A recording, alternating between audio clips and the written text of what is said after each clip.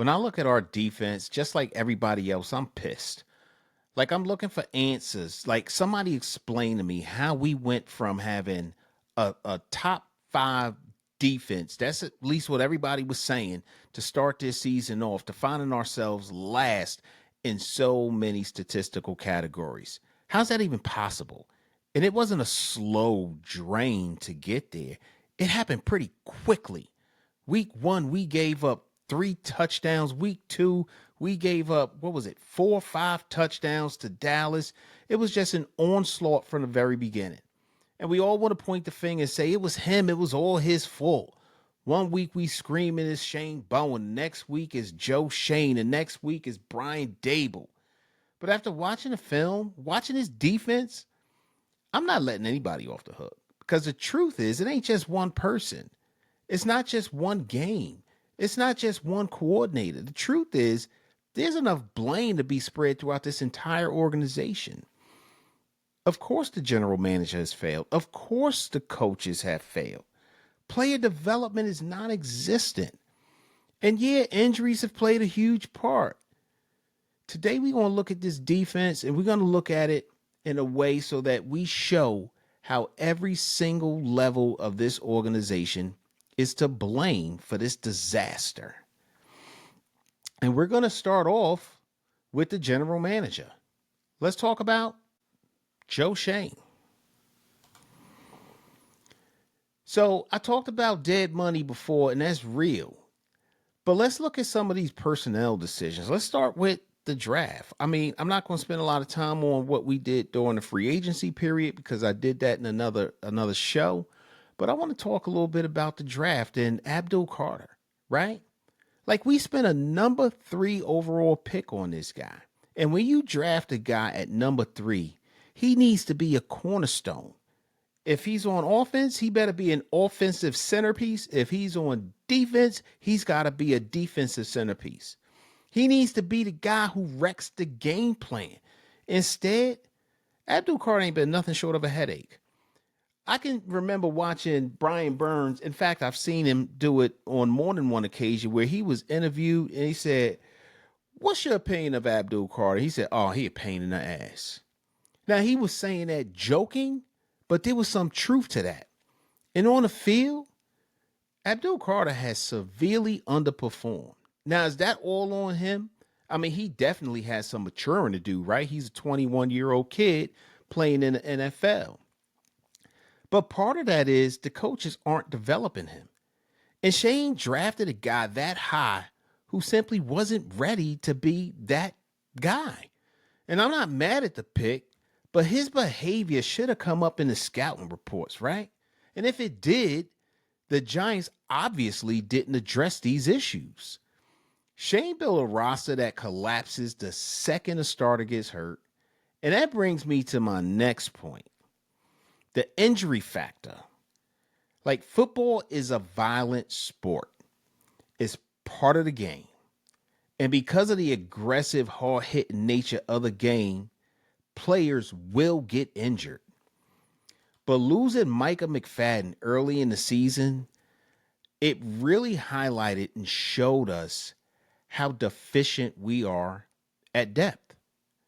Like, and Micah McFadden, he is not a Hall of Fame player, right? He ain't a game record. He's not a guy who is going to be going to the Pro Bowl. But he wore the green dot. He got the defense set, and he was decent against the run. And when he went down with that lower leg injury, we saw exactly how thin our roster is. The drop off from McFadden to the next guy up was falling off a cliff. Now, this is a combination of bad luck and bad roster construction. And I just can't stress enough to you how disappointed I am in our depth. And the film showed it in the most glaring possible way.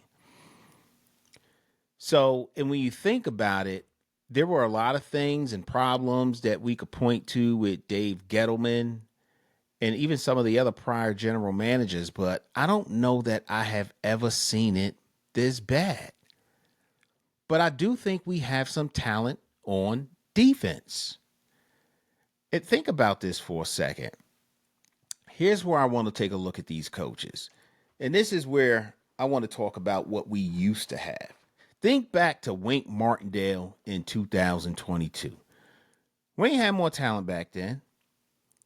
In fact, we probably had less talent. But you know what we did have? We had some dogs. We had some dudes that got after it. And that was exciting to watch, right? Wink had them playing fast. They was aggressive. They knew it was their job to attack. In 2022, we were the fifth best red zone defense in football. And our defense got off the field on third down 65% of the time. We bent, but we ain't break. And they called us the bend, but don't break defense. And they were pretty damn good at it. And when you look at this year, and the reason I have a graphic of Shane Bowen up is because he was the DC for the majority of the year. You see players freezing at the snap, hesitating, poor tackling, bad angles. Like, this current coaching staff has these guys paralyzed. They're spending too much time thinking and not enough time reacting. And in my opinion, that all stems from player development. And player development ain't just about hitting weights. It ain't about just lifting weights and bench pressing. It's about preparation. It's about making sure that when a player steps on the field, he doesn't have to think as much. He simply reacts. If you've prepared well, if the coaches have taught you and you've gone through the film study and you understand player tendencies and alignments, you will play fast. Our guys are playing slow. I like the fact that Darius Alexander is slowly getting better, and we need him to. I think he's simplifying the game. He's fighting. Nacho has that dog in him. That's what I need to see more of. Dexter Lawrence used to have it, but I haven't seen it lately. In the team collectively, the tackling is atrocious. Like, we ain't driving through contact because we arriving late. We getting there just a split second late. And I love to talk stuff about Tay Banks. But Tay Banks has actually played a little bit better over the past couple of weeks. You know, I think the bigger issue we have, in addition to needing to improve talent in certain positions, coaching and player development has been terrible with our team. That's on the teaching. Developing these players, teaching them what they should be looking for, showing them how to react and stop thinking.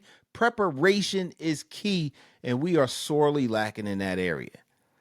So don't let nobody tell you it's just about the players. I mean, the film shows me it's not just about the players.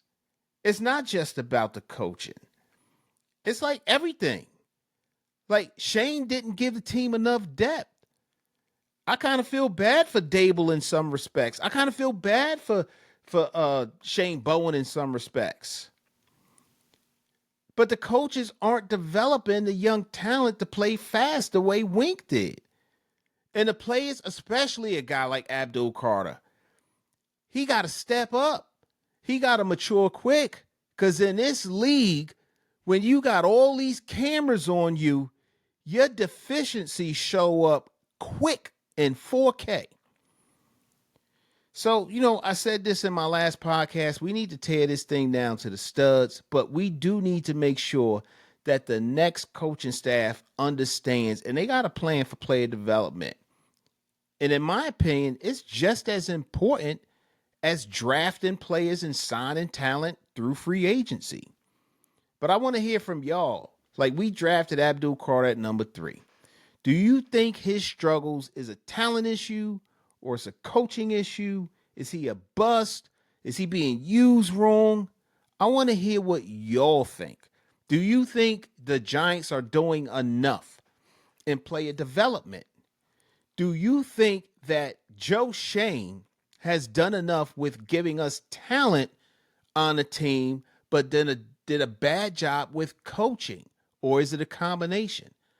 I think it's everything. I think it's the whole thing. It would have been wonderful If when Wink Martindale and Brian Dable went through whatever it was they went through, that they were men enough to just work through it. Can you imagine if Wink Martindale had the level of talent that this team has today on defense and was able to work with these guys, where we would be right now? Ugh. Listen, don't forget, y'all, hit that like button, subscribe, hit that notification bell so every time we drop some new content, you're one of the first ones to be notified. And don't forget, check out our store, nygbluezone.com, where we have some wonderful merch for you guys to order. That's it for today. Let's get to 1,000 subscribers. Appreciate you guys for spending some time with us. Go Big Blue. Yeah, a lot of girls probably crying from my old high school. Look, they see me everywhere they go, I probably would too. Look, crossed over to the Jordan man like I'm Michael. Yeah, eating blessings so much I might need lipo. Yeah, tailored for the doves like I'm walking in chucks. Yeah, it's just in this plan, man, I see all y'all shook. Look, knew that I was great ever since I was a rook. Man, all y'all singles making me look good. Okay, praise to the Most High, yeah, that's Jesus. Look, but when it come to this rap thing, I can't lose. Yeah, back-to-back number ones, that's a thing greats do. Yeah, tell them boys that ain't nothing I can't do. It's my year. It's my year.